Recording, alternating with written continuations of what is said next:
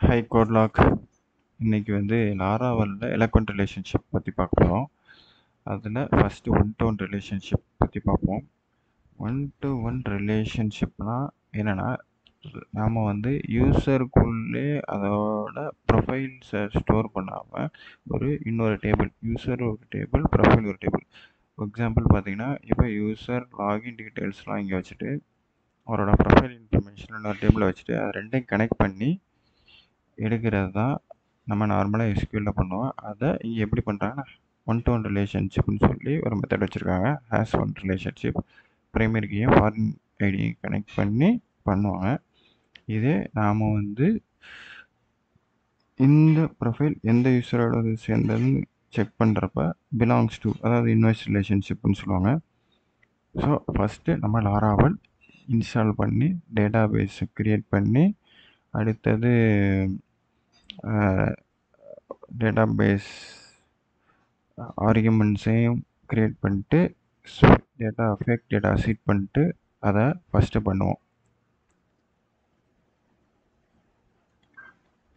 Laravel டாக்குமெண்ட்டில் போயிட்டு version 10 கொடுத்துருக்காங்க. 11 வேணாம், 10 கொடுத்துட்டு நீங்கள் இதை காப்பி பண்ணிக்கோங்க. இன்ஸ்டால் பண்ணுறதுக்கு create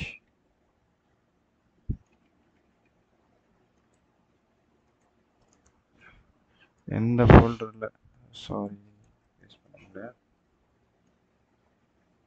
okay,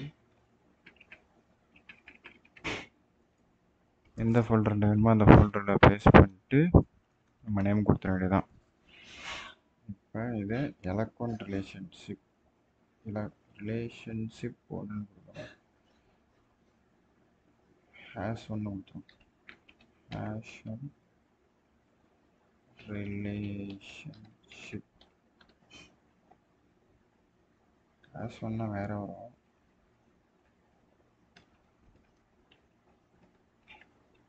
one to relationship.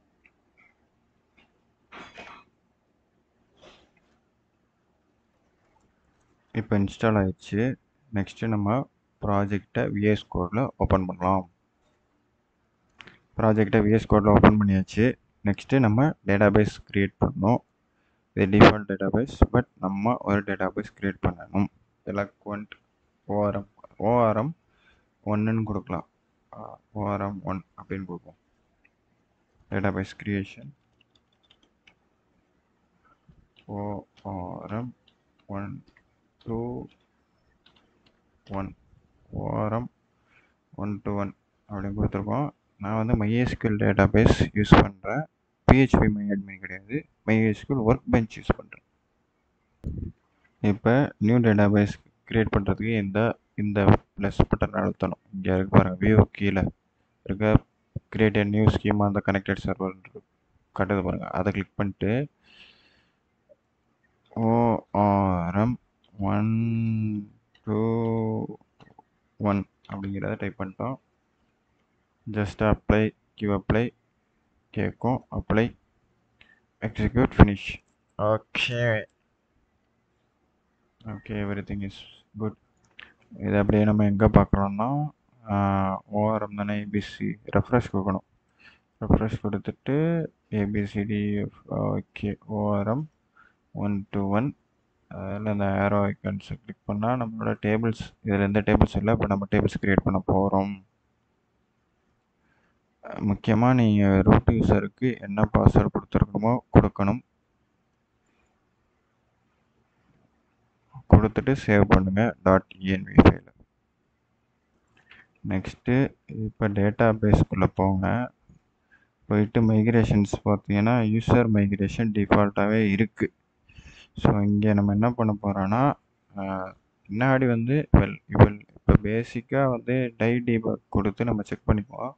நான் பின்னாடி யூசர் இன்டர்ஃபேஸோட வரனால லாகின் லாக் அவுட்லாம் செஞ்சு பார்ப்போம். அதனால் நான் அட்மினுக்கு ஒன்று தனியாக க்ரியேட் பண்ணி வச்சுட்டு யூசர்ஸுக்கு தனியாக வச்சுக்கிறனால ஒரு பூலியன் வேல்யூவை இன்சர்ட் பண்ண போகிறேன். பூலியன் காலம். அப்போ தான் அது யூசரே அட்மினையும் டிஃப்ரென்ஷியேட் பண்ணும். இப்போ பண்ணி கட்டுற மாதிரி டேபிள் -boolean உள்ள இஸ் அட்மின் கொடுத்துட்டு டிஃபால்ட்டாக ஃபால்ஸில் வச்சுருக்கோம். டிஃபால்ட்டாக இது ஃபால்ஸில் இருக்கணும். ஃபால்ஸ் மீன்ஸ் ஜீரோவாக இருக்கும்னு நினைக்கிறேன். 0வாக இருக்கும். நம்ம பேக்ஹெண்டில் போய் 1ன்னு கொடுத்து அட்மினாக மாற்றி வச்சுக்க வேண்டியதான், ஒரே ஒரு யூஸரை மட்டும். ஓகே, இப்போ யூசர்ஸ் டேபிள் டிஃபால்ட்டாக இருக்குது பண்ணிட்டோம். அடுத்தது இப்போ நம்ம ப்ரொஃபைல்ஸ் டேபிள்னு ஒன்று க்ரியேட் பண்ணோம். ஸோ ப்ரொஃபைலுக்கு ஒரு மாடலும் க்ரியேட் பண்ணணும் இலக்கவன் ஓரம் படி. சரி, okay. Profile just create profile model ஆகும். அதுக்கு கமெண்ட்ஸ் பண்ணுவோம். php artisan make model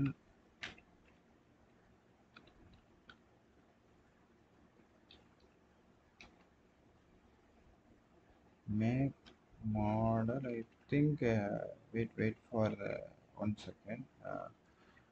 It's to be caps தெரியல, கொஞ்சம் கன்ஃபியூஷனாக இருக்குது. ஆஸ் எ நேமிங் கன்வென்ஷன் பார்த்தீங்கன்னா ப்ரொஃபைல் கேப்ஸில் தான் இருக்கணும்.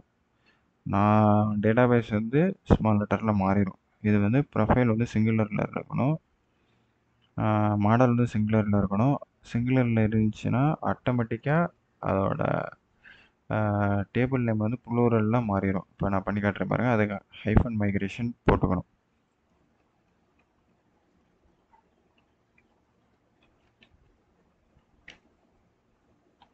இங்கே ஹைஃபன் எம்னு கொடுத்துட்டா மைக்ரேஷன் ஒர்க் அவுட் ஆயிரும். மைக்ரேஷன் அதாவது டேபிள் கிரியேஷனும் நடைபெற்றும். பாருங்கள் என்ன ஆயிருக்கு, மாடல் கிரியேட் ஆகிருக்கு. ஒரு டேட்டாபேஸில் ஒரு டேட்டாபேஸ் மைக்ரேஷன் தான் கிரியேட் ஆகிருக்கு. நம்ம வந்து இன்னும் புஷ் பண்ணல. எஸ்கியூஎல் டேபிள் ப்ரொஃபைல்ஸுங்கிற டேபிள் கிரியேட் ஆகிருக்கு. ப்ரொஃபைல்ஸுங்கிற மைக்ரேஷன் கிரியேட் ஆகிருக்கு. அதை டேபிளாக கன்வெர்ட் பண்ணுறது நம்ம மைக்ரேட்னு கொடுத்து புஷ் பண்ணணும் எஸ்கியூஎல்ல. ஓகே, இப்போ நம்ம வந்து மைக்ரேஷன்ஸ் இப்போ போய்ட்டு மைக்ரேஷன் ஃபைலில் ப்ரொஃபைல் மைக்ரேஷன் ஃபைலில் நம்மளோட காலம்ஸை க்ரியேட் பண்ணுவோம். இப்போ பேசிக்காக என்ன வேணும்னா இங்கே எனக்கு வந்து ப்ரொஃபைல் என்ன வேணும்னா ப்ரொஃபைல் அட்ரஸ் இருக்கணும், ஃபோன் நம்பர் இருக்கணும். 2 வச்சுப்போம், address and phone number.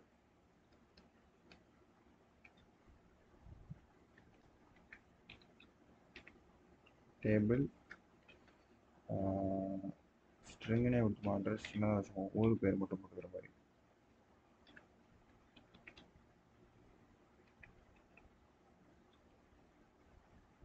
Address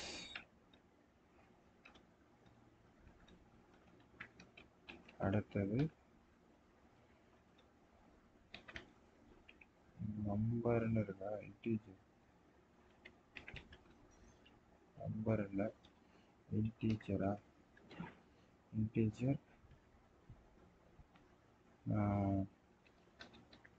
phone. Wait a minute. ஆக்சுவலாக எனக்கு ஒரு கன்ஃபியூஷன் இருந்துச்சு. ஃபோன் நம்பருக்கு இன்டீஜர் ஃபீல்டு யூஸ் பண்ணலாமா இல்லை வேறு ஏதாச்சும் நம்பர் டைப் யூஸ் பண்ணலாமா? ஸ்ட்ரிங்கை யூஸ் பண்ணலான்னு சொல்கிறாங்க. ஏன்னா வந்து சில ஃபோன் நம்பர்ஸில் லீடிங் ஜீரோஸ் இருக்குமா, அதாவது ஸ்டார்டிங்கே 0 ஆரம்பிக்கலாம். ஸோ அது இன்டீஜராக இருக்கப்போ ரிமூவ் ஆயிரும்னு சொல்கிறாங்க. ஸோ அதனால் ஸ்ட்ரிங்கை யூஸ் பண்ணி அந்த காலம் டைப்பை கொடுத்துக்கலாம் அப்படின்னு சொல்கிறாங்க. நம்ம கொடுத்துருவோம். எவ்வளோ கேரக்டர்ஸ் கொடுத்துருவாங்க? 20 கேரக்டர். ஸோ அந்த மாதிரி ஓகே, இப்போ காலம் க்ரியேட் பண்ணுவோமா? ஃபாரின் ஐடி காலம் க்ரியேட் பண்ணோம். ஸோ இது நார்மல் ஐடி. இப்போ ஃபாரின் ஐடி அந்த யூசர் டேபிளோட கனெக்ட் பண்ணுறதுக்கு என்ன பண்ணணும்னா, யூஸ்வலாக யூசர்ஸ் அப்படிங்கிறப்ப யூசர் அண்டர்ஸ்கோர் ஐடிங்கிறத ஆட்டோமேட்டிக்காக எலக்வன்ஸ் ஈஸியாக செக் பண்ணிக்கும். அதனால தான் நம்ம யூசர் அண்டர்ஸ்கோர் ஐடின்னு இப்போ கொடுக்க போகிறோம். அதாவது யூசர் டேபிளுக்கு யூசர் அண்டர்ஸ்கோர் ஐடி. இப்போ ஆத்தர்ஸ் அப்படிங்கிற டேபிளுக்குனா ஆத்தர் அண்டர்ஸ்கோர் ஐடி அப்படின்னு கொடுக்கணும்.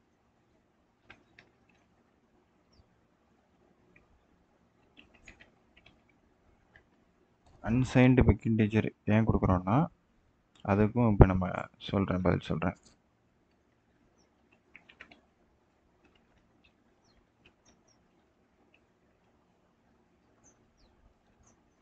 சரி, ஐடியா கிரியேட் பண்ணியாச்சு. எப்படி லிங்க் பண்ணுறது அப்படின்னு கேட்டால், இப்போ தான் நம்ம லிங்க் பண்ணுறதா ஃபாரின் கீ லிங்க் பண்ணுறதை பார்க்குறோம். டேபிள் ஃபாரின் கீவேர்டுக்குள்ள இதுதான் ஃபாரின் கீ அப்படிங்கிறத நம்ம மென்ஷன் பண்ணுறோம்.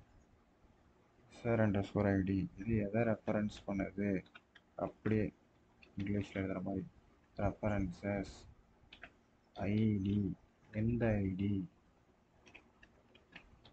On users table on users டேபிளில் நம்ம ரெஃபர் பண்ண சொல்லிட்டோம். இப்போ என்ன ஒரு பிரச்சனை வரும்னா, நம்ம ஒன்று யூசரை டெலீட் பண்ணிட்டோன்னா இங்கே டெலீட் ஆயிடணும். ஆக்சுவலாக யூசரை மட்டும் டெலீட் பண்ணிட்டு இங்கே மட்டும் வச்சா அந்த டேட்டா வேஸ்ட்டு தான், எதையுமே ரெஃபர் பண்ணாது. இது ஒரு பெரிய ப்ராப்ளத்தை எரர் உண்டு பண்ணும். அதனால் ஆன் டெலீட், அதான் users on delete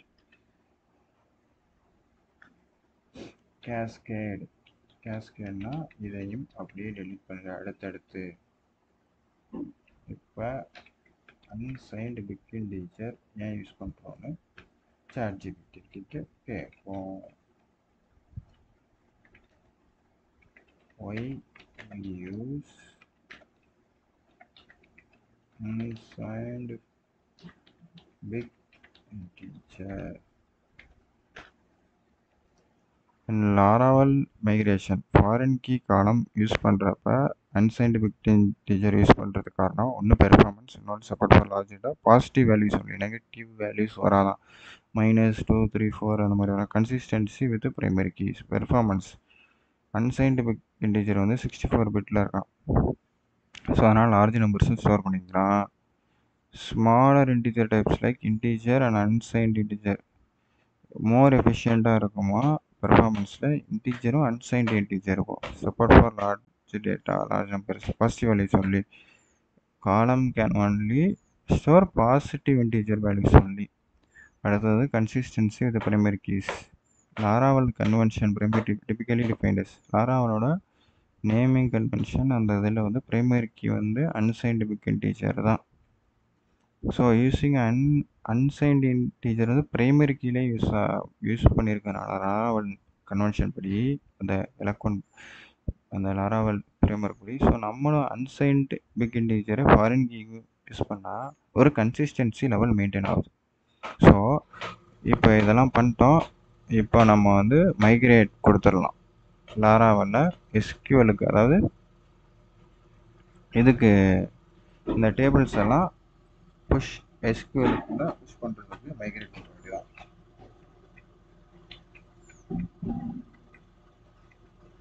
okay, save பண்ணியாச்சு.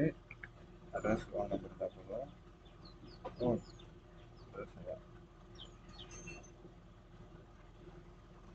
அட்ரஸ் 20 கேரக்டர் கொடுக்குறோமா, 50 இல்லை ஒரு 50 கேரக்டர் கொடுக்குறோம்.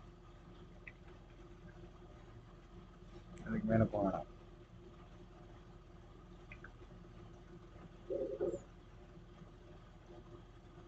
Submit default false. Okay. Artisan migrate. இப்போ இது எல்லாமே டேட்டாபேஸ்க்குள்ள ஃபுல் ஆயிடுச்சு. யூசர்ஸ் டேபிள், ப்ரொஃபைல்ஸ் டேபிள் போயிடுச்சு. நம்ம இப்போ போய் செக் பண்ணுவோம். MySQL ஒரு பிரான்ச்சில் ரெஃப்ரெஷ் கொடுத்துட்டு பார்த்தீங்கன்னா இப்போ டேபிள்ஸ் காலம் ஓப்பன் ஆகுது. இதில் இப்போ ரெண்டுமே எம்டியாக தான் இருக்கும். செக் பண்ணி பார்ப்போம். யூசர்ஸ் டேபிளில் name, email verified, password, username இதெல்லாம் வந்துருச்சு. இந்த காலம்லாம் வந்துருச்சு. அடுத்தது இப்போ வந்து ப்ரொஃபைல்ஸ் டேபிள். ப்ரொஃபைல்ஸ் டேபிளில் பார்த்தீங்கன்னா யூசர் ஐடி, அட்ரஸ், ஃபோனு இதெல்லாம் இருக்குது. ஸோ நெக்ஸ்ட்டு இதில் நம்ம இதை வந்து இதில் வந்து டேட்டாஸை நெக்ஸ்ட் வீடியோவில் இன்சர்ட் பண்ணுவோம். ஓகே, பாய். கோட் லாக் நெக்ஸ்ட் வீடியோவில் பார்ப்போம்.